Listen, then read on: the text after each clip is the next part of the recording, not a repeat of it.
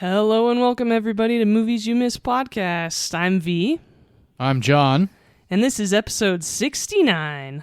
Nice. So for this week's episode, we picked sex comedies. Hells yes, we did. I'm still feeling kind of sexy from after watching both of them, too. Definitely feel a little amped up. Yeah. I also now have a strong desire to go on a European vacation. Oh, absolutely. To the Vatican, no less. Because nothing pairs with sex comedies like the Vatican. I know, right? But before we get into our movie picks of the week, hello for all of our new listeners. We are two industry veterans who have a ton of experience working in the film industry. We've also been friends for about 25 years, and we recommend movies without spoiling them. No spoilers here, ever. Ever. Including with brand new movies in the theaters. And John, I believe you saw a movie or two this week. Indeed, I did. I love this Regal Unlimited Pass. It's so fantastic. If you don't have it yet, you really should get it. First, I went and saw the new Jason Statham led The Meg 2, The Trench, and I didn't see it the way that I intended to see it. I planned on seeing it in the 4DX theater, but it didn't end up working out that way. So I went and saw it on Sunday morning, and about halfway through, I kept seeing flashes on the screen. So there are definitely some young people taking photos of the theatrical experience, which is truly absolutely infuriating. And then there was a child running around for the last maybe 45 minutes of the movie with a cell phone light on, and his parents just walked slowly behind him and let him do his thing. It was one of the most horrendous theatrical experiences I've ever had in my entire life. So that kind of sucked and made what could have potentially been an enjoyable couple of maybe hour and a half pretty unenjoyable. So I might give The Meg 2, The Trench another shot, but we'll see. I'm not sure. But other than that, my wife and mother-in-law and I went and saw the new Haunted Mansion, the Disney-inspired movie with Rosario Dawson, Lakeith Stanfield, Danny DeVito, Jamie Lee Curtis, a good friend of ours here, and a couple other people, Tiffany Haddish as well. Very entertaining movie, I gotta tell you. I was very surprised at how much fun I had watching The Haunted Mansion. Oh, good. I'm glad you enjoyed it. Yes, a lot of laughs. Danny DeVito really got me to the point where I was laughing maybe 3 or 4 minutes after what he said had passed.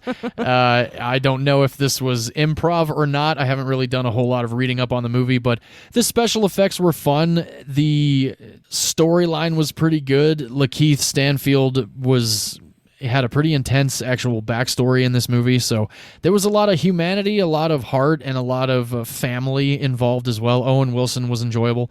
Just an all-around fun flick. I really recommend everybody check it out in the theaters if they can. Nice. Yeah. Well, enough with the foreplay. You ready to get into this episode? I'm ready to get into this one. Okay. I believe you go first this week. I do. And men usually do come first. Oh! Well, we'll see if I get to talk about my movie at all then. Oh, damn. Pulling a When Harry Met Sally already. Fantastic. Because technically, I guess that was our first one of our first sex comedies discussed here at Movies You Miss podcast. That's true, and then we did the rated R rom-coms too. Yes, we did. The Girl Next Door and She's Out of My League. So we definitely have touched on sex comedies before. And what better way to touch them again than for episode 69 here at Movies You Miss podcast. So let's get the condom on and get going with this one. Okay. Sorry, Mom. Yeah, right? So I'm going to go back to the year 2007. We've been there quite a bit recently for some picks of mine. Isn't that right, V? That is right. Start picking different years. I know, I'm going to have to. I think next week I have a couple of years after 2007, so that'll at least be going for me. Good. And, I have those years too, so I get it. Absolutely. So again, for the year 2007, I have chosen the sex comedy Superbad, written by Evan Goldberg and Seth Rogen, directed by Greg Mottola, starring Jonah Hill, Michael Cera, Emma Stone in her feature film debut, Christopher Mintz-Plasse in his feature film debut, Martha McIsaac, and Bill Hader. This movie is my high school anthem. I have never seen a movie quite like this until this movie came out. I had also already been graduated from high school for 3 years when this movie came out. So when I finally did see it, it spoke to me on every level that you could possibly imagine as an adolescent, puberty-ridden, hormonally charged young fella in high school. That's all I thought about watching this movie again for the first time in probably since it came out, since I think this is only the second or third time I've ever seen this movie. Oh, wow. And all I could think about through most of this movie was, God, teenage boys do talk like this all the time. Yeah, all so the damn time. It's so awful and so accurate. Yeah, this movie definitely will be... I would say this is the filthiest movie that I've chosen. It's definitely more vulgar than She's Out of My League. Totally. Even for The Girl Next Door, your pick, V, I feel like this is definitely more on the vulgar side, even though yours had to do with pornography and a porn star. This one, the dialogue is just so like, whoa! Like, yes. Man, oh man. And it's hilarious. Again, I'm 37. This movie came out in 2007. I had graduated high school 3 years prior, so I was already 22 when this movie came out. And actually, Jonah Hill's the oldest cast member in this movie. He was 23 when they shot this movie, and Michael Cera was 18, and Christopher Mintz-Plasse was 17. So he was still a minor, which is hilarious. And we'll get into a little bit of some of the interesting things that had to go down for Christopher Mintz-Plasse during the production of this movie. Needless to say, he still was in high school. He did not do the typical studio teacher situation. He went to high school in the Valley of Southern California, which this movie was shot all over Glendale, North Hollywood, and Burbank. So it wasn't like Christopher Mintz-Plasse was, nobody was really commuting very far to work every day. Yeah, our backyard too, right?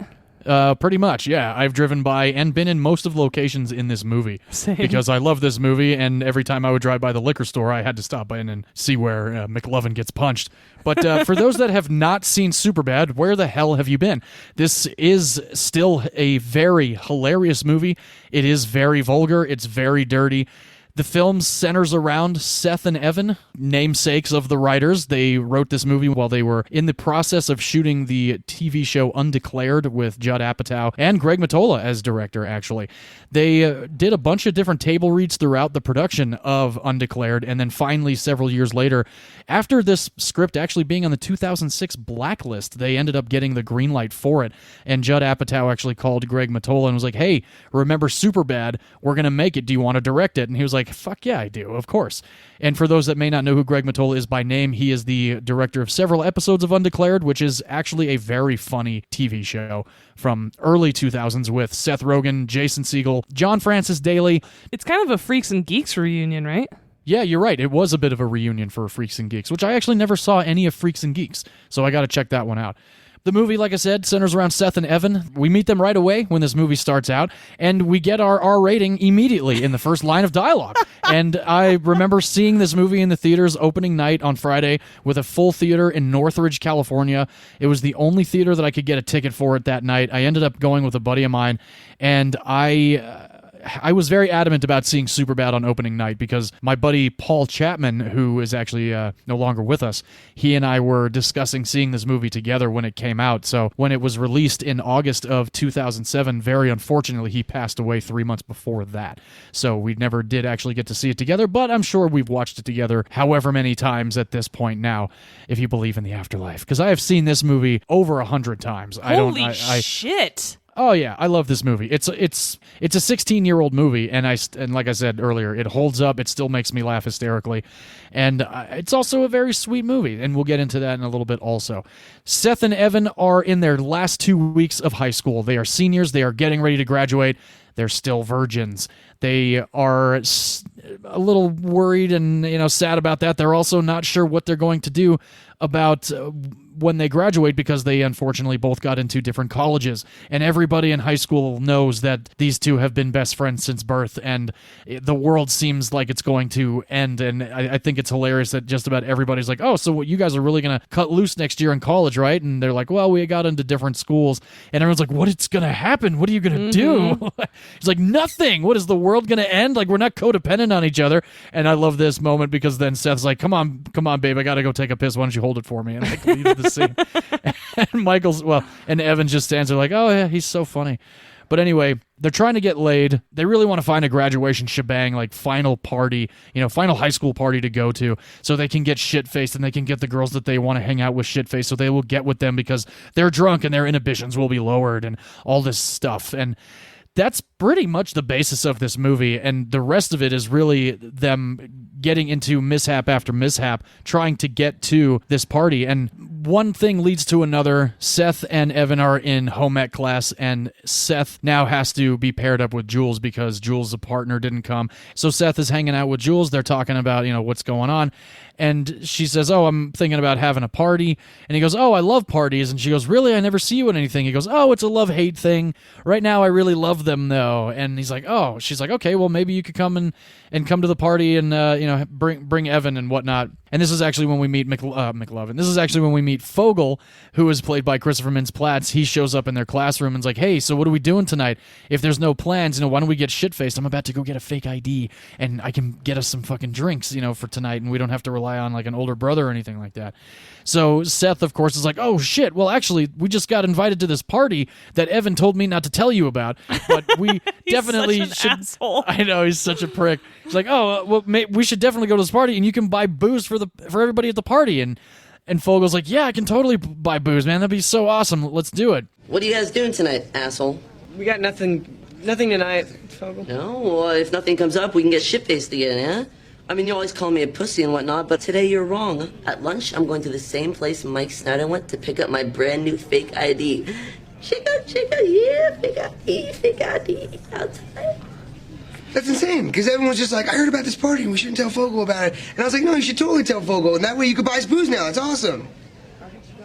Yeah, I'm sure I'll buy the booze. Yeah, man, we're gonna get our drinks on, we're gonna party and get crunk and rock out, dude. So in happenstance, Jules happens to be the one that Seth is actually talking about wanting to, get with this evening, or get with at all, so he can be the Iron Chef of pounding vaj before he gets to college.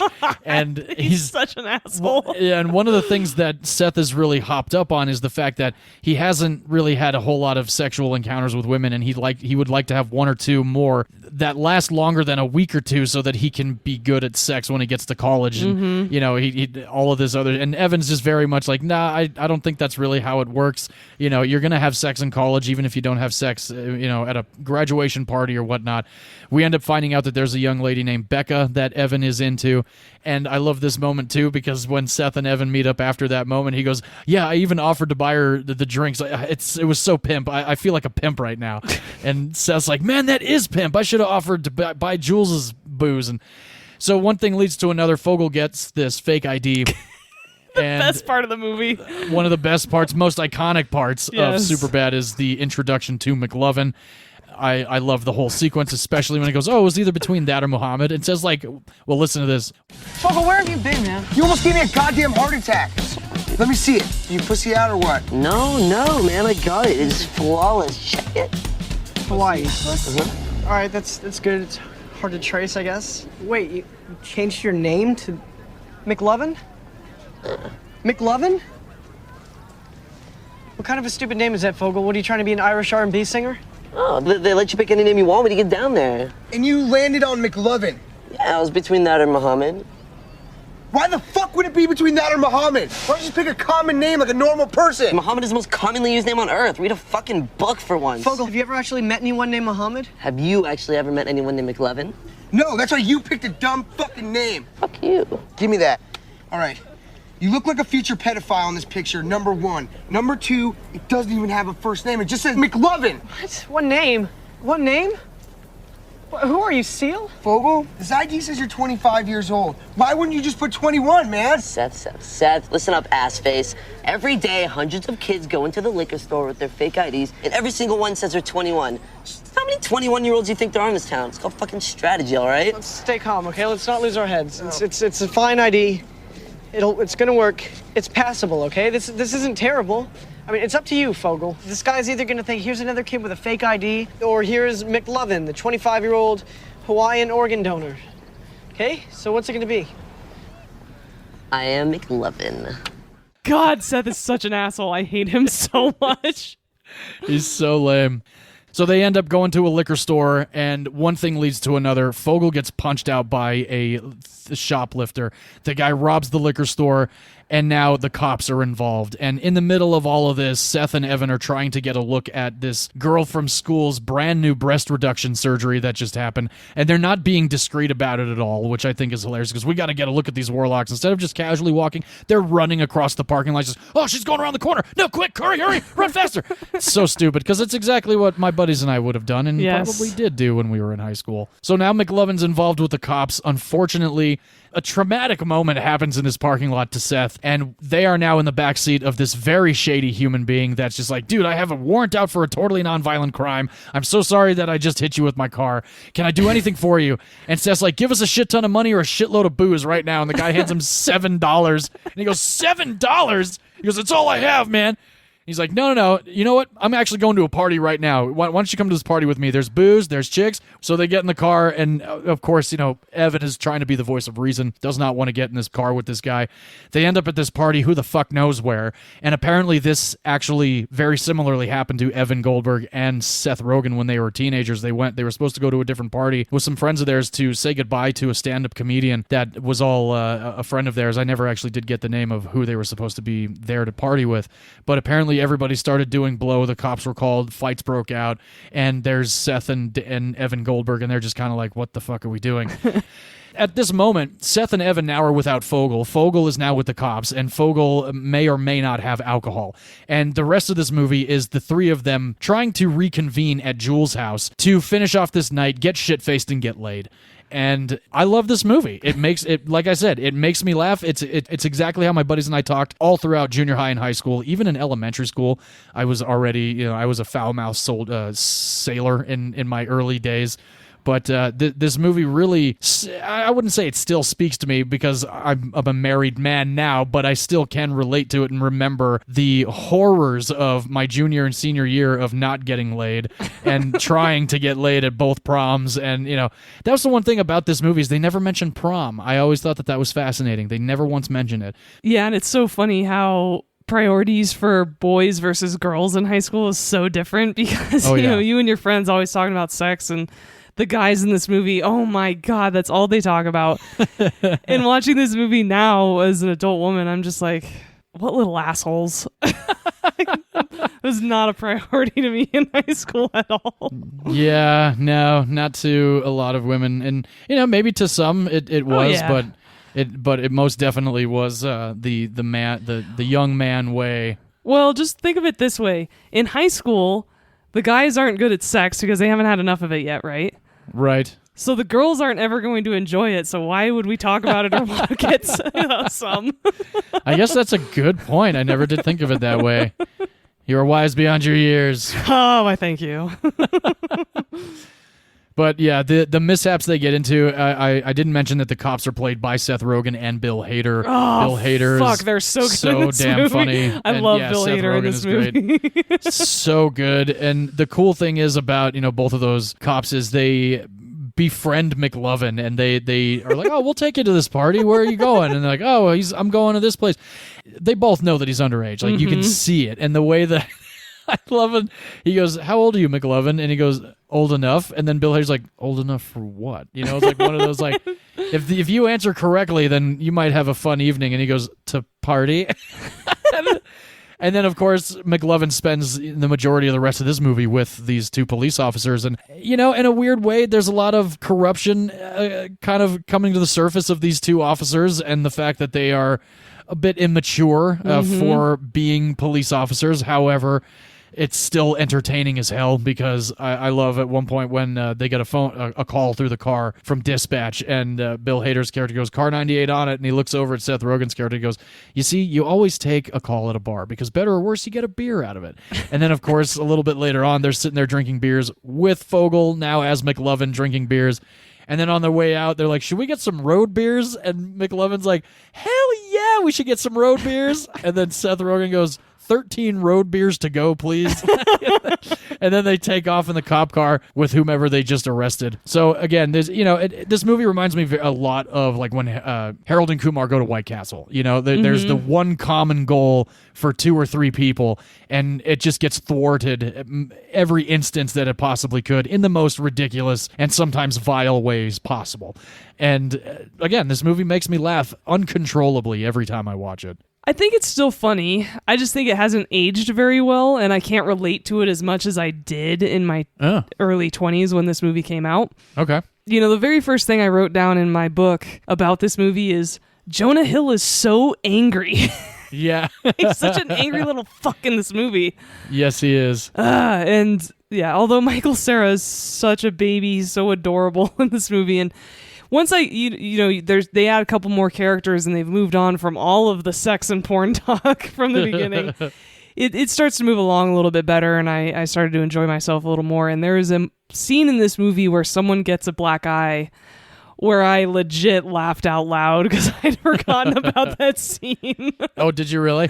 Yes. I was like, oh my God. That's right. And it's just good physical comedy. Oh, yeah, absolutely.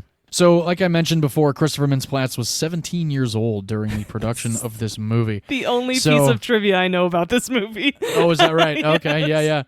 Yeah, and it's an interesting one, too, because this movie does have a sex scene with Christopher Mintz-Plasse in it. And during the production of that scene, executives of the studio and producers of the movie, while they did the one shot of the young lady, Nicola, from his point of view, they had to make sure that it didn't look like she was moving her hips or moving her body at all.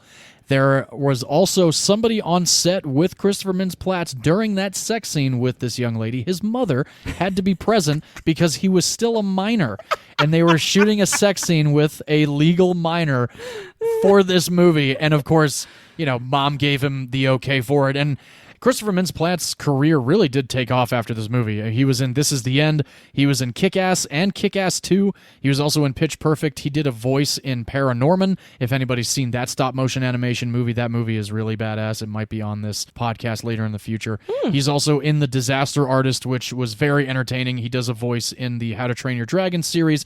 So he's definitely been around for a minute. Michael Cera, we know him most recognizably, I'm sure, from Arrested Development as George Michael Bluth.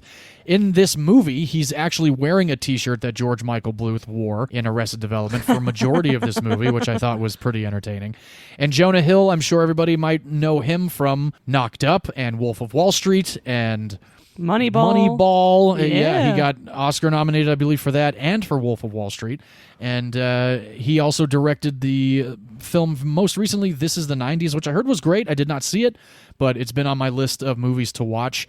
He's also in this movie called War Dogs with Miles Teller. Oh, yeah, that movie's awesome. Oh, that movie's so good. That is a bitchin' movie. Highly recommend.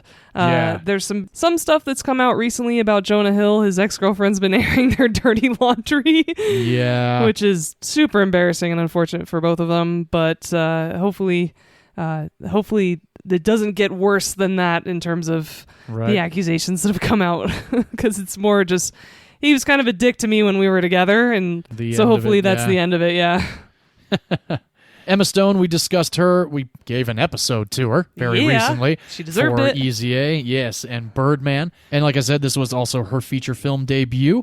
And Jonah Hill's feature film debut actually was in The 40-Year-Old Virgin, if anybody has seen The 40-Year-Old Virgin. Yes, he is in that movie oh my God, for a few minutes. He's got those goldfish shoes at the We Sell It on eBay store with Catherine Keener. Oh, God, very that was a good entertaining scene. And he's also in I Heart Huckabees. I think those are his first two movies that he was in, and then he has just since been in so many things. Mm-hmm. Very versatile actor beyond his comedic ways. I definitely am a big fan. He actually auditioned for this role in Seth Rogen's trailer during a lunch break on Knocked Up. He auditioned for it, and he was offered it in the same day. So that was pretty cool. Michael Cera did not know about this script until his mother read it and told him that he should read it and try it out for Evan. Yeah, and thank God he did, because he is Evan. He encapsulates Evan. His character very much reminds me of a buddy of mine from high school, my buddy Andrew. I remember after seeing this movie, I went and saw it again with my group of friends from high school, and we all were like, oh yeah, we're a combination of pretty much all of these guys.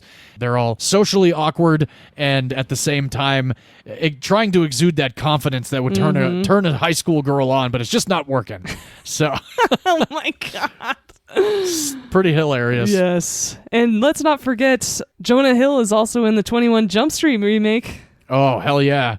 I love him in that. And I like 22 Jump Street as well. Me too. I'm a Jonah Hill fan, and I do like Knocked Up. So yeah, big fan. And Seth Rogen is also in Knocked Up. Seth Rogen and Evan Goldberg writing partners since they were kids. Pineapple Express, Sausage Party, Neighbors, Neighbors 2. They are executive producers on Black Monday, the Showtime show with Don Cheadle, which I had the pleasure of working on the pilot of, and I met both of them very briefly. They disappeared for about 15 minutes and came back smelling like some of the best weed I've ever smelled in my life. And I always wish that we got invited to the roof with them while setups were happening so we could smoke a J with both of them, but we did not. But that's okay. Safety meeting. Yeah, yes, indeed. Some of the best kind. There was another actress that was considered for Jules. I'm going to be honest with you. I'm glad it wasn't her that got the role. I'm sure she can do comedy. She's in an R-rated sex comedy that's out right now called No Hard Feelings. Jennifer Lawrence, Oscar winner, was in consideration to play Whoa, Jules. She must have been a baby back then. Yeah, she would have definitely been a fresh-faced J-Law. I never did see Winter's Bone. I know that was her first movie, and I hear it's a great movie. It is a great movie. It's dark, but very compelling and a good, we say character study, I want to say culture study. Oh, okay. Interesting. Of people growing up in that area or living in that area of America. Oh, cool. Well, maybe I will give it a shot. I was not a big fan of Jennifer Lawrence. I didn't like the whole Hunger Games thing. I know I mentioned before I did like American Hustle. I like the movie Passengers with her and Chris Pratt. I thought that was actually a decent flick. But I did not like Silver Linings Playbook all that much. So I do want to see No Hard Feelings. My wife actually really wants to see it, so we're going to check that out at some point soon. Nice. I definitely am a fan of the Hunger Games books and movie series. Yeah. And I actually really enjoyed her in X-Men First Class because she was in that. Oh, that's right. I completely forget. Yeah, as Mystique before the Hunger Games, actually. Yeah. Oh, really? Yeah, that came out in 2011. Hunger Games came out in 2012. No kidding. Mm-hmm. Wow. Okay. Well, yes, I do like her as Mystique. I always forget that she is in the early go-backs for X-Men. That's awesome. And I agree. I thought Passengers was actually a pretty good film. It gets a lot of hate, and I understand why. I mean, a couple of the choices that the characters make in that movie are pretty fucked up. But overall, I really enjoyed that movie. I saw it in theaters, and sweet. The funny thing is, I was just talking to my sister about that movie today. Oh, wow. Yeah, I've been meaning to rewatch it. It's been a while since I saw it the first time. I know Michael Sheen is in it also. I love him so much. Yes. Superbad is one of hip-hop's most prominent rappers' favorite movies of all time.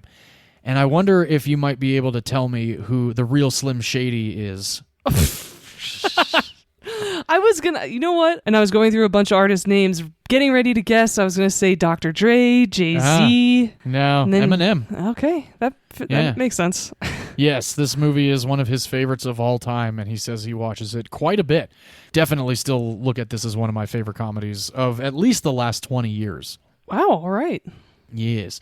Again, it spoke to me. You know, my buddies and I talked like this. We had the plans, you know, of sneaking booze into prom or into a party and hopefully getting hooked up with or, you know, whatnot. And sometimes maybe it worked out, sometimes maybe it didn't. And that's the cool thing about Superbad is there's a lot of that.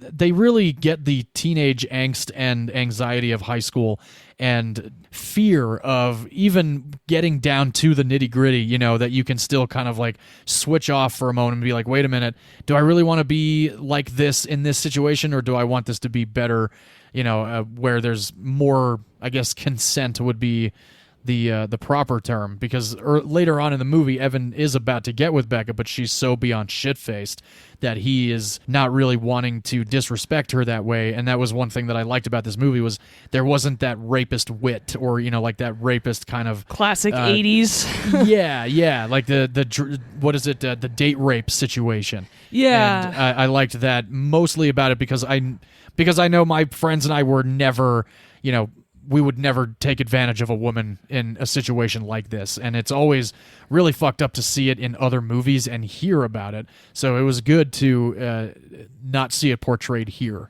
Yes, I agree. I think that was actually the saving grace of this movie, because most of the way through this movie, there were a couple funny scenes, a lot of things I was reminded of, but overall I was like, nah, you know, I'm not really enjoying myself. I really don't connect with this movie, and I think guys would enjoy this movie more, not to be completely, you know, stereotypical or cliche in this moment. But when that scene happened and Michael Cera made the decision not to move forward with having sex with Becca because he saw that she was so inebriated, I was like, okay, this movie is redeemed in my eyes, and I'm not gonna either turn it off or say no or what have you. I was like, okay, this is a comedy that I didn't really get behind, but at the same time won't discourage people from watching if they've either enjoyed it in the past or got a recommendation for it.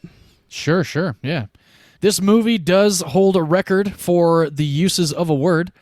This word is used 176 times. That word is fuck, of course. Now, out of that 176 times of the use fuck, Jonah Hill says it 84 times. I'm not surprised at all. He uses it exactly how I would use it, and that's why I relate to Seth so much, because fuck is a filler word. You use it for every fucking thing. Fucking A, right? You're fucking right. Fuck yeah. I just love that word because it can be anything. It could be a noun. It could be a verb. It could be an adjective. It can be anything. It can be anything. It's so adaptable. It is universal. Again, sorry, Mom. Yeah, right? No alcohol companies would give permission to the studio to use their names in this movie, which really is interesting because one of the producers says a company that's willing to kill people won't be featured in a boner movie. And I thought that was pretty damn funny. It's so because true. It's completely true. I mean, they're smoking cigarettes in this movie. We don't know what brand of cigarettes they're smoking. And you know what's interesting? This movie, too, written by Evan Goldberg and Seth Rogen, there's no use of marijuana in this movie. Good point. Yeah, it was one, and granted, I did not smoke marijuana until after I had graduated high school. I was an athlete in high school, so I stayed away from drugs and alcohol my entire high school career. And then when I finally did try alcohol out after graduation, I never seemed to have never looked back. But that's okay. I never tried drugs and alcohol in high school because I was never invited to parties. Oh, well, there you go. We made our own parties, my buddies and I. We didn't go to a whole lot, but when I was on the swim team, I got invited to some, and that's usually where it would be passed around, but I didn't touch it because I was like, no, gotta be fresh and clean. But anyway, I definitely thought that was I thought that was really, really damn funny. Given it's Seth Rogen, yes. Exactly. Oh, God. The Pineapple Express is, I think, an underrated Seth Rogen movie. For anybody who's a fan of his and hasn't seen that yet, please put it on. It's so good. It's so great. This movie came out on August 17th of 2007, like I mentioned earlier. The budget for it was $20 million, which is pretty intense, I would say, for a movie such as this. Granted, I'm thinking majority of it went to locations. Couldn't have all gone to the cast because I think... They were all nobodies at that time. Michael Cera was the only one that might have been recognizable because of Arrested Development. Jonah Hill wasn't there yet. Neither was, obviously, Christopher Mintz-Plasse. Seth Rogen was still working his way up the food chain as well. Even though he had been in front of the camera for a while, he and Evan Goldberg were starting to really pump out. Like, they drop like 2 movies a year for like the last couple of years at this point now. Yeah, I would actually argue that a lot of it probably went to the crew because of how many background actors were in this movie and just the size of this cast and wrangling them all in, and some of them probably being underage and dealing with that and all the crafty associated and all the like second ADs that had to manage all that shit. Sure. Definitely. I bet a lot of that went to just the production side of the movie. Like, well, and it was Apatow. So Apatow manages to get budgets. I don't think this movie was shot on film like a lot of Apatow's movies are. When Apatow directs, he does like to shoot film. Greg Mottola, I haven't found out if he likes film over digital or not, but I know that on Knocked Up, Judd Apatow shot like 1 million feet of film only in the first several weeks of production, and they shot for months on Knocked Up. Knocked Up, beyond it being a hilarious movie, excessive. I disagree. I don't know. The thing about Apatow is I like where his mind is when he's shooting and the kind of stuff he wants to use. Like, I hated This Is 40, but I didn't hate it at the same time. It was still like a fascinating movie. I'm not 40 yet. Kind of like Christopher Nolan, I liked the way that Apatow uses time in his movies, if that makes sense. So going back to the budget, $20 million, opening weekend was $33 million in the box office here in the United States. Pretty good for opening weekend. The U.S. gross, V, why don't you take a guess for the U.S. gross of its entire theatrical run on a $20 million budget? I remember this movie being giant. Yes. So I'm going to guess $163 million. Whoa, you were close. You were off by almost $40 million. It was $121.4 million in the U.S. Okay. But you just said $164 million? 163. $163 million. Okay, so you were actually off by $7 million because worldwide box office was $170.8 million. There we go. For fucking Superbad. So that's fucking awesome. That Superbad came in at $170.8 fucking million fucking dollars. This also was the number 21 highest grossing film of the year 2007. Last week with Enchanted, I did the year 2007. So just for those that may not have listened to last week and for those that need a reminder, the highest grossing film of 2007 was Spider-Man 3. And that, everybody, is Superbad, one of my favorite sex comedies. Like I said, I still think it holds up. It makes me laugh my ass off. The cast is great. It feels authentic, very similar to She's Out of My League. These conversations existed and very likely still do exist on the grounds of high school campuses across the United States and across the world. So congrats to everybody, again, involved in Superbad, and I'm very excited to get to talk about it today because I love this movie. Yeah, and for anybody who watches this movie and immediately turns it off and goes, oh my god, they're just so vulgar. I can't believe this movie's made. This is how boys and young men speak. It is indeed. Unfortunately. Yeah. So if you care to watch Superbad, you can watch it on Amazon Prime. It's on Freevee. It'll have commercials. It will be unedited, or you can rent it. I did watch my DVD copy. I have the unrated 2-disc collector's edition. And the cool thing about the DVD is the second disc is all special features. So there's a gag reel, which is fucking hilarious. There's a thing that Apatow does on all his DVDs called Line-O-Rama, where it's like 8 minutes of each character riffing and being as filthy and fucked up and hilarious as possible. There's a little vignette on there that says nobody likes Michael Cera, so it's like this little thing of him walking around set and nobody being nice to him. And the behind the scenes of it is just great. The interviews and everybody seemed to have a really good time making this movie. And that's another thing that resonates with it. The authenticity, the hilarity, and overall it's just a great movie. So check it out if you want to. And V, I think we can pack our bags and take a trip over to Europe and get into your pick this week. Yes. My pick is a little bit less raunchy, and it actually co-stars a woman, so it's a little less objectifying as well. Because I am talking about the 2004 cult classic Eurotrip. 2004, my gosh, the year I graduated high school. Look at that. I was just out of high school. Wow, yeah, you are a little older than I am. Yeah, we don't talk about that here, though. No, we don't. We don't spoil things here. Exactly. Perfect. Yes, Eurotrip is a sex comedy. It is hilarious. It still holds up. It is one of my favorite sex comedies, and I'm so glad I had an opportunity to talk about it on this podcast. Hell yeah. It's funny, too, because my wife and I just watched it about 6 months ago. Oh, okay. We were sitting on the couch, and Amy's like, do you want to watch Eurotrip? And I was like, nice. Yeah. Really? She goes, Eurotrip makes me laugh. And sure enough, she was laughing the entire time. So when I watched it this time, she actually did not watch it because we just watched it. I'm like, so what? You 6 like months it? She ago goes, but I don't need to. It's still long enough to watch it again. Exactly. 6 months ago is not just watched it. No, it's not. Neither is 2 years. And I tell my wife that. She's like, we just watched it. I'm like, babe, we haven't watched this movie since we lived in Studio City. And that has been almost 2 years. Okay? So, no, I did not just watch it. Oh my gosh, anyway. That's hilarious. So, yes. Eurotrip starts off with actually a high school graduation. Yeah. Scott and his best friend Cooper are part of the graduating class, and they are both so excited to start their lives and move on. And Scott immediately goes to his girlfriend, Fiona, who's a junior, and is talking about his grand plans for them, how only a year will part them, and then they're going to go to the same college just like they planned. And Fiona goes, Scott, we need to talk. Yeah? About what? I love where he's just so innocent. Unlike Peter in Forgetting Sarah Marshall, Scott doesn't know what's coming. No, he does not. And Fiona goes, Scott, I can't do this anymore. I'm so tired of the lying and the cheating. And Scott's like, what are you talking about? I've never cheated on you. She's like, yeah, I know. That's what makes this so much harder.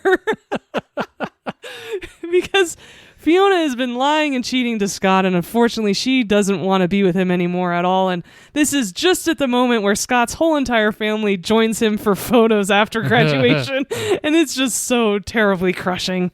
And so as he's wallowing at home and he's talking to his best friend Cooper, he actually gets an email.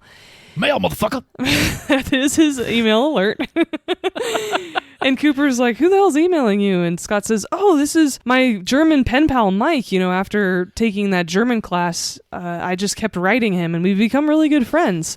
Yeah. And Cooper's like, oh man, it's a random guy on the internet. You better be careful. He's going to try to set up a meeting with you and touch your genitals. Oh, I love that. So good. And Scott's like, no, not at all. And let me just send this email and let's go to the graduation party. So they do. And god damn it, one of my favorite scenes of the movie is they're at this party and there's a band. And I love Matt Damon's cameos. He shows up in the most random places. We were talking about Deadpool. We were talking about Thor. Yep. He just doesn't take himself seriously and just jumps on any set he can. And I absolutely love it.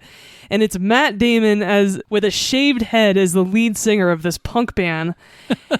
And he dedicates this song to his sex kitten Fiona, Happy Anniversary, Baby. They sing the classic song, Scotty Doesn't Know. Scotty doesn't know. So, unfortunately, Scott is now getting super bummed out yet again and continues to drink, while his friend Cooper gets up to his own shenanigans, which is also awesome. I do very much enjoy that scene. Me too. If only I were Cooper Harris, because that would be where I parked my car. Yes, Cooper is that goofy clown friend who just has no shame and all the confidence in the world. And even though he's ridiculous, you really envy him for just putting himself out there unabashedly all the time. And whenever he tries to get himself in these situations like with women and all these things, and whenever he starts to get in trouble, he goes, hey, this isn't where I parked my car. And it's just great throughout the whole movie. And so Scott drunkenly returns home and gets this email from Mike saying, oh, I'm so sorry to hear about your girlfriend dumping you. Maybe I could come to America and we can set up a meeting. Oh my God, Cooper was right. And so I love that moment. Drunkenly emails Mike back going, you dirty German freak, don't get anywhere near me. I don't want to set up a meeting and I don't want to talk to you ever again. Leave me alone. Goodbye. I love it. He's like, please keep your hands off of my genitals. Yes. And Scott has this hilarious little brother who's very precocious. Oh, yeah, he's so funny. And is reading his emails the next morning. And Scott's like, what are you doing? And his little brother says, I can't believe this German chick wants to meet with you. And Scott goes, what are you talking about? The guy's name is Mike. Look, here's a picture, idiot. Here's Mike with his cousin Jan. Who's this stupid smoking hot woman in this picture. Oh yeah. And his little brother goes, you idiot, I take elementary German and I know what she was saying. This is Jan and the woman is Mika, a common German girl's name. And Scott's face falls immediately, and his little brother goes, oh my God, you thought it was a man. You thought it was a man trying to meet with you. And Scott goes, no! And he's like, I'm getting the video camera. And like runs out of the room. So funny. So Scott has an epiphany that Mika is maybe the one because he's told her everything because he dropped his guard. He thought it was a guy. And he's in love with her. And he tells Cooper, I'm in love with my pen pal. I have to fix this. She's blocked my email. There's no way to get in contact with her. I don't know what to do. And Cooper goes, well, go to Europe. Yeah. Find her. Declare your love. And Scott goes, okay, I guess I'll go to Europe. And Cooper goes, no, we'll go to Europe. Yeah. And they end up having this ridiculous European adventure. And part of the way through the trip, they end up being joined by their friends who are twins, Jamie and his sister Jen, played by Michelle Trachtenberg. And they just get up to so many amazing, hilarious shenanigans trying to get to Berlin. Because the first thing is they get they get courier tickets, which is a thing back in the day. I don't know if you can still do it, but basically... I don't know if you can either. I mean, if you can, I totally want to do this for a cheap ticket to Europe. Fuck yeah, I totally would. Because you become a courier and you deliver something to a place, and so you get a discounted airline ticket, and it's like $100. So... But you can't really decide where you go. So she's like, hey, it's going to Europe. I can get you to London. And they're like, great, we'll go to London. Yeah. They end up meeting football hooligans there, led by Vinnie Jones. I've had the pleasure of working with Vinnie Jones. Oh, my God. Yes. Is he awesome? He is awesome. He called me boyo the whole time. It was awesome. Amazing. Yeah, he's a very cool dude. He's rock solid. Oh, But yeah. he's a very cool dude. I used love to him in this movie too. Play like rugby or some shit, almost pro until he hurt his knee, I think so. and then he became an Yeah. actor. Yeah, which yeah, is so and a good fucking one. cool. Yeah, he's a great actor. I'll tell you a little bit more about his credits in a little bit. They end up in Amsterdam, and this is where the sex comedy comes in because, of course, there's a red light district. Unfortunately, Cooper ends up in a dominatrix sex club Oh yeah, Vandersex. called Wondersex, led by none other than Lucy Lawless, who is Xena Warrior Princess, who is so Yes. hot as a dominatrix.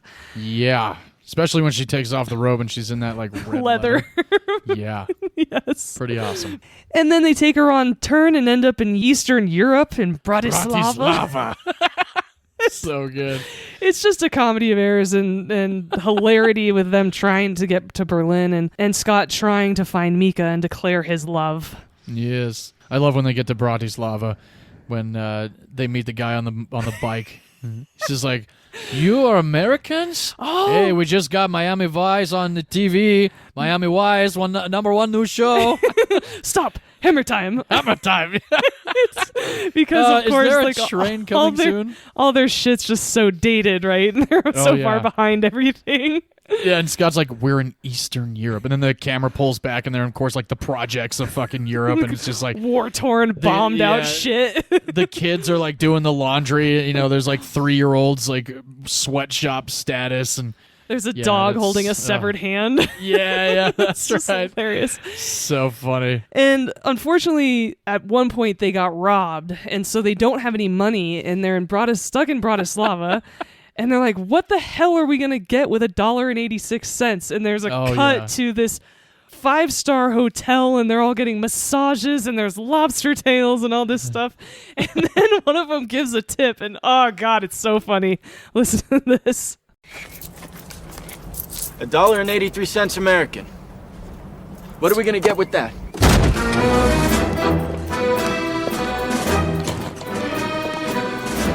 Gotta love that exchange rate.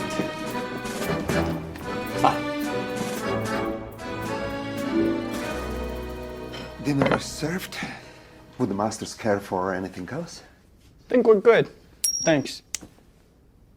Oh, a nickel. You see this? I quit. I open my own hotel. And one of the reasons this movie is so good is how many people that they meet along the way. Oh, hell yeah. And there's just so many great cameos in this movie. Yeah, you know, you said there's a lot. Now, I definitely remember Vinnie Jones and the train cameo, of course. Fred Armisen. And his father, Jeffrey Tambor, from Arrested Development, like we just discussed. So who else, beyond the obvious hostile woman, who else is in this movie that I clearly am missing? So I'll get into it in a second, but I did want to talk about Fred Armisen's cameo because it's so good. He plays this very slimy Italian who injects himself into their train car. Every time they go through a tunnel, he's just so inappropriate. And the only thing he ever says is, Mi scusi. Mi scusi. and my sister was just in Europe and on several trains, and every time they went through a tunnel, she turned to her boyfriend and said, "Mi scusi." That's so funny. Yeah, it was great. I love his introduction when he opens. He's like, "Buongiorno, buongiorno," and they're like, "Hi, you know there's other empty cars, huh?" Ah, see. He's so awful. His hair like slicked down in that fucking God. mustache, and then of course, right when it's like, what? Big tunnel, and he's got that like look on his face, like here we fucking go. Demented look. Yeah. Yeah, and then hot stuff comes on. It's like, good God, God. it's so good. And then, of course, you use your imagination in the dark because it's just a blank screen, and you hear everybody kerfuffling and scrambling around. And then they come out of the tunnel, Smoothie. and he's soaking a cigarette. He's smoking a cigarette. And then he uncrosses his legs like a Basic Instinct. Oh, God. yes. So fucking funny. Not only Fred Armisen, but also David Hasselhoff makes an appearance Oh, in this that's movie. right. Oh, my Because God. Yes, he does. You can't have a German theme without some David Hasselhoff German music. Come on. You know, I think that's still the only David Hasselhoff German song I've ever heard. And every time I watch this movie, I'm like, oh, I got to Spotify some more David Hasselhoff. And I never do. Even when I watched Baywatch recently, I was like, he does do German music. Maybe I should listen to some Hasselhoff. But all I'm going to want to hear is this song, the or whatever the fuck he says. It's so fucking funny. And it's not bad. It's not like it's funny because it's bad. He's good. Yeah, that's just like, oh shit, Hasselhoff. Okay.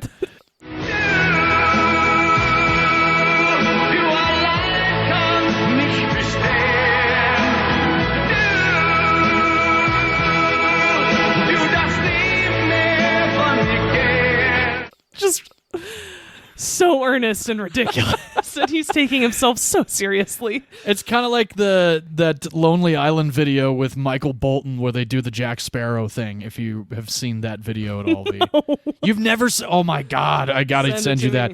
It's so good. All right. Anyway, back to the cameos. So then the guy who robs them is Dietrich Bader. Oh, that's right. Yes. And of course, the guy in Bratislava who says Miami Vice, number one new show. It's Rade Srbedija, who's been in a ton of films who you will recognize immediately.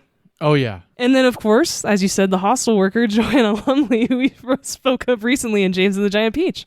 Yes, yes. She is half of the absolutely fabulous duo. Indeed. Okay, so speaking of cameos, let's get into the cast of this movie. Yeah. Scott is played by Scott Meslowitz. Hey, his name's Scott. Which means when people yell at him, Scotty doesn't know in the streets, it really does land. It does. It must. Right? If ever I see him, and of course, I can only imagine how many times he's heard it now in life. I hope he's one of those actors who enjoys those references by fans. I would hope so. Yes. Definitely. But unfortunately, he doesn't really act anymore. His last credit was in 2017. He hadn't been in too much. He's in a movie, Mean Creek, which is well regarded. I haven't seen it. Oh, yeah, I've heard that is a good one. Yeah, and then he was also in a movie called Peaceful Warrior, which is based on a book that I read, and then I watched the movie. Ah. Nick Nolte's in it. It's not that bad. Nice. He's a good actor. I'm actually pretty sad that he didn't continue with that career path. But hey, people quit acting all the time, right? They do. Jacob Pitts plays Cooper, and I adore him, and he has had such a lovely little glow up. He's really good looking now. Oh, really? Yeah, he grew into his nose. Oh, okay. He was in that Harrison Ford movie, K-19, The Widowmaker. Oh, that's a good movie. It is a good movie. He's also in one of your picks that I haven't ever seen before that's coming up. He's in Across the Universe. Oh, wow. I don't remember him in Across the Universe at all. I've seen that movie many times. Oh, okay. So we'll have to keep an eye out for him the next time when it comes up on our podcast. Definitely. He's also in a movie called 21 that is about those MIT students who kind of con Vegas or do a lot of card counting, and Kevin Spacey leads them. Yes, Lawrence Fishburne's in that. Jim Sturgis. I think Kate Bosworth as well. Yes, she is. And he's also in this show that I absolutely love, especially because Timothy Olyphant's in it. He is in Justified. Oh, very cool. Still have not seen that show. Yeah, and the reboot's coming out soon. He actually plays one of Timothy Olyphant's coworkers. He's a sniper, and he's really badass, and this is where I've seen him kind of a glow up. He's doing well. Very cool. Yeah, good so deal. He's still working. As I said, Michelle Trachtenberg plays one of their friends who's a twin. She plays Jen in this movie.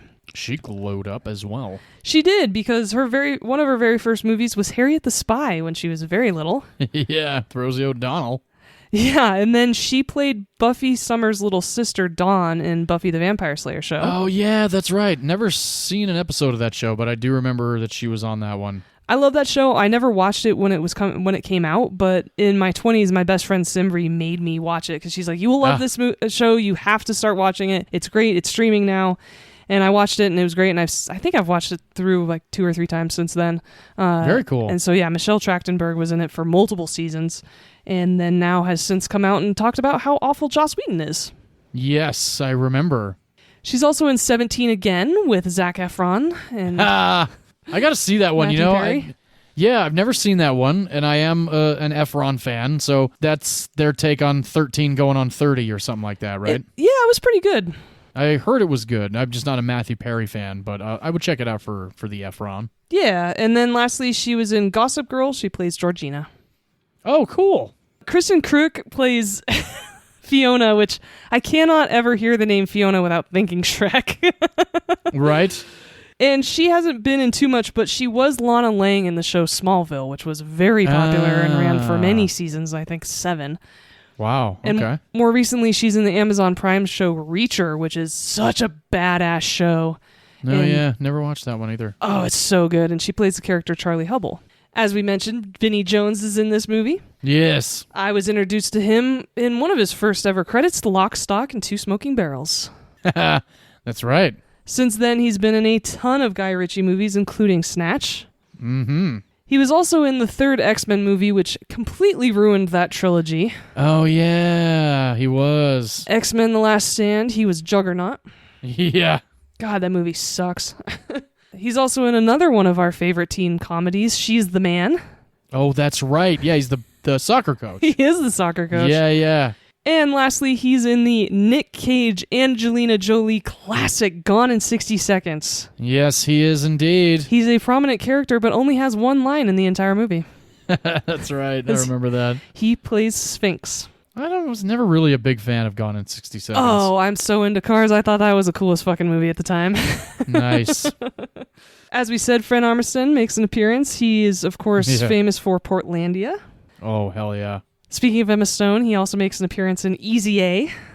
Yes, he does. And he more recently was in the show Wednesday. He plays Uncle Fester. Yeah. Which was not good casting, honestly. No, Big fan of Fred no. Armisen, but there's a lot of miscasting in that show, actually. There really is. Justice for Raul Julia. Dietrich Bader, I know most of you won't recognize that name. I certainly didn't the first couple times I saw it. Oh, yeah. But this man has been in everything. He has over 200 credits. He is in the show Veep. He plays the character Bill Erickson. Cool. He really jumped on the scene back in the 90s with the Drew Carey Show. Oh, wow. I've never seen that show. It was good, actually. He starred in it alongside Drew Carey and a couple other people, and he played the character Oswald Lee Harvey. That's his character name, which is great. That's pretty funny. He also is in Napoleon Dynamite, for anybody who remembers or recognizes the memes of him dressed up in all-American flag gear. That's Dietrich Rex's Bader. Dojo. Yeah. God damn it. You So sign funny. up now for my 8-week program. It's like, you think I've got, what is it? You think I got where I am today because I dress like Peter Pan over here? You think people think I'm a loser because I go home to Starla every night? I need to watch that movie again. Yeah, Napoleon Dynamite does still hold up, and I love that movie. He also is in Ice Age. He is? Funny enough, he also plays a saber-toothed tiger, just like Dennis Leary in Oh, wow. episode 2 weeks ago that we talked about. He plays Oscar, the saber-toothed tiger. Oh, cool. Mm-hmm. Is he... Oh, Jack Black plays one of the Sabertooths, too. Yeah, so he makes up one of the is it a pride? Clan? Pride or Clan. Something Yeah, like that. And lastly, in my favorite role of his, he's in Office Space. Hell yes. He plays the redneck neighbor. The huge mullet. The huge mullet. And when he's asked what would he do with $1 million, I'll tell you what I'd do with $1 million. 2 chicks at the same time. He's so funny in that movie. So that is Dietrich Bader, and now you all know his name. Indeed. And as I said, Rade Serbegia is in this movie. Apologies if I'm mispronouncing your name, sir. He's also in Snatch. Ah. He plays Boris the Blade, or Boris the Bullet Dodger, and Vinnie Jones and he actually have several scenes together. Oh, very cool. He's in Mission Impossible 2. Oh, boy. He plays the scientist. Terrible movie. Ah. He's also in Batman Begins. Oh, really? He plays the homeless guy who Christian Bale trades his coat. Oh, and wow. later on in the movie, he says, "Nice coat." Yeah. That's Rade. And also, he's in The Saint. Oh, yes, he is. He plays Tretiak, a horrible Russian billionaire. Yeah. Oh, he's so fucking good in that movie, though. Friends, countrymen, Russians. I cannot wait to cover that movie on our podcast. I've worked with him, actually. I spent several days on a show called Secret Angel for Paramount Plus, and it was about the early days of aviation, and he played a character in that TV show. I've never seen an episode to this day, but I remember being there, and when he showed up, I was like, oh my God, the guy from The Saint. He was a very nice guy. He seemed, he's definitely a nice dude. Good. And you can Yes. also remind your wife that he is in Harry Potter and the Deathly Hallows Part 1. Oh. He plays Grigorovich, one of the guys who has the Elder Wand. Oh, very cool. Yeah, that Voldemort goes and interrogates in prison. Ah. So yes, as I said, lots of great actors in this movie. Definitely. This film was written and directed by a trifecta of buddies who have cool. worked together for years and years and years. Jeff Schaefer, Alec Berg, and David Mandel. Mm-hmm. And they both have written and directed episodes of Curb Your Enthusiasm. Nice. Jeff Schaefer was the creator of the show The League and wrote and directed almost all the episodes. Such a great show. They both were writers on some Sacha Baron Cohen movies. Oh, sweet. They co-wrote The Dictator and Bruno. They also did the screenplay for The Cat in the Hat, which was a terrible movie. Oh, wow. Mike Myers was in. Yeah, the studio forced him to make that movie, though. Did they really? Yeah, it was part of a contract, and he was super pissed about it. Oh. Yeah, it was a deal that he had to make in order to make a movie he wanted to, I think. Interesting. Yeah. And they also have written and directed over 30 episodes of Seinfeld. That's so badass. Yeah, and David Mandel actually wrote and directed 5 episodes of Veep, speaking of Diedrich Bader. Oh, yeah. He also wrote 61 episodes of SNL. Damn. So they've been around. They have indeed. Yeah, and so they created this movie. It's hilarious. It still holds up. And 95% of this movie was actually filmed in Prague. Oh, awesome. So all of the streets were green screen when they were supposed to be in like London and Paris, and the Eiffel Tower was behind them and shit. And at the beginning of this movie, as I mentioned, there's a graduation party. All of the kegs were filled with real beer. No way. Yes, so by the time Cooper is thrown across the screen behind Scott, he's actually totally wasted in that scene. Oh, wow. Jacob Pitts got really drunk during the shooting of the party. Yeah, I probably would have too. Same. There is a scene where there's a nude beach in Yes, this there movie, is. which is the most penises I've ever seen in at once, ever. Yeah, I think same for me. Yep. While filming the nude beach scene, Jacob Pitts would not put his shorts back on. He was just enjoying how uncomfortable it made everybody. Oh my gosh, that's hilarious. And apparently, according to Michelle Trachtenberg, there was a real lack of shyness in between takes with all of these extras who were all men and who were all nude. Oh, yeah. And most of them didn't put their clothes back on between takes either. Oh, boy. And she said it made for really awkward craft services. Oh. Can't even imagine. Hell no. Yes. Nope. But, unfortunately for all the men, it was bitterly cold that day of shooting. So the joke's on them. Wow. That is, yeah. Because It Seinfeld goes back to Seinfeld a little bit. Yeah, because from Seinfeld we've all learned about shrinkage. Like laundry? God, that's such a good episode and scene. So good. Shit. I was in a pool. It shrinks like a frightened turtle. So ridiculous. It's literally where I learned all about shrinkage. Oh, yeah. Lastly, at the Vandersex Club, led by Lucy Lawless, Yes. there are 2 male assistants who come out of nowhere. Oh, I was waiting for you to bring this one up. Similar to in Beer Fest, they call them Hammaker and Schlemmer. Okay, well, these 2 guys are named for a famous villain who's German, who's in a movie that I discussed during Christmas because it is, in fact, a Christmas movie. It is. Can you guess the name of these guys? Oh, yeah, it was Hans Gruber. Yes, they were named Hans and Gruber. Too good. And that is Eurotrip. It came out in 2004. It had a budget of $25 million. Wow, 25. I think, similar to your suggestion of your movie, a lot of that went to production costs and, as Yeah. you said, the location for Definitely. when you discuss the budget of your movie. Since it was mainly filmed in Prague, I'm sure location costs a shit ton and housing everyone, etc., etc. Hell yeah. Unfortunately, it only made $22 million in the theater.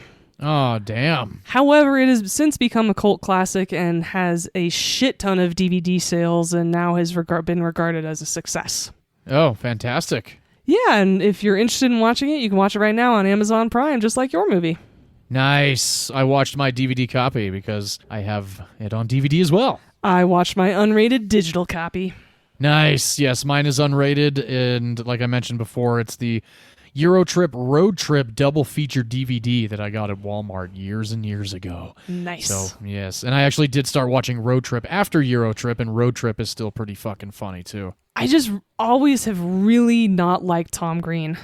Yeah, he's not in it that much, though, to ruin the movie. Oh, that's good. Although I found Tom Green kind of funny for a while. Well, I'm really glad you enjoyed this movie. Oh, yeah. Been a fan of it for years. Nice. Yes. And V, I don't think you would, but I'm curious if you'd watch Eurotrip with your grandmother. Absolutely not. No. I would not watch it with my father. I don't think I'd watch it with my mom, mainly because I don't think she'd find it as funny as the rest of us. I've totally watched this with my sister Shannon, though. And I'm in my sister Suzanne. My sister Suzanne is the one who introduced me to Grandma's Boy, as I've mentioned. So Nice. she's got a great raunchy sense of humor and loves movies like this. And we've watched this movie together before. Perfect. And John, would you watch Superbad with your grandma? No. No. Definitely not. There's I almost did watch it with my dad at one point because when we saw the trailer, he laughed and he was like, "I might actually want to see that one." And I think he read about it or something when it came out, and he was like, "No, I don't think I'm going to watch that one." Terrible idea. So yeah, still have not watched that one with my dad. Maybe one day. The funny thing is, yours doesn't have any nudity in it, No, it does not. but it's way more vulgar than my movie.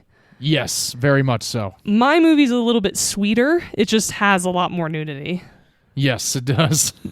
including a beach full of naked dudes. Yes, it does. My movie definitely does not have that. No. Well, all right. Those are our sex comedy picks for episode 69. Nice. Audience, let us know some of your favorite sex comedies, and also let us know how many times we said nice in this episode, and we'll send you a sticker. Yeah, nice. All right, John, you want to talk about what we're doing next week, because we've actually pulled an audible. We did indeed. We're going to do an in memoriam episode, just as we did when Ray Liotta passed, because just over the last couple of days, we lost the director William Friedkin. So in memoriam of Mr. Friedkin and his fantastic career of films, we are going to do some of our favorites of his past career as a director in the entertainment industry. V, do you want to let everybody know what you're going to choose for that episode? Absolutely. I picked a movie with one of the greatest car chases of all time. Ah. A phenomenal Gene Hackman movie called The French Connection. I cannot wait to watch this movie because it will be my first time seeing it. Can't wait to introduce it to you. And I can't wait to introduce you to mine. I'm going a bit cliche here because V has never seen this movie, and this podcast is all about introducing each other to cinema we haven't seen, especially cinema such as this, in the horror genre. This is William Friedkin's, based on the William Peter Blatty novel, starring Ellen Burstyn and Linda Blair. Everybody, you know this movie by heart, I'm sure. The Exorcist is coming on the podcast before Halloween hits us. I'm so excited to watch this movie, actually. I am so very excited to introduce you to it and tell you how I saw it the first time and give you all the knowledge that I have on this insanely terrifying film. Great. Yes. Well, thanks everybody so much. Please rate, review, and subscribe to our podcast on whatever podcast app you use to hear our sweet, sweet voices. And please feel free to follow us on any social media. I will never call it X. It is still Twitter. Suck it, Elon Musk. Please follow us on Twitter, Instagram, or TikTok. We are also on Facebook. Yes, we are. Well, thanks everybody so much for not only listening, but following along as we continue to produce this podcast. We are still having so much fun, even after 69 episodes. Nice. And John, as we like to end every episode, film is a form of art, and in art, all opinions are valid, except if you think... You don't have to say nice after someone says 69. It is, in fact, a requirement. It is now, at least. If it wasn't before, it is now, here at Movies You Miss Podcast. Hence the title of the episode. Yes, indeed. All right, thanks so much, everyone. Bye-bye. Cheers, everybody.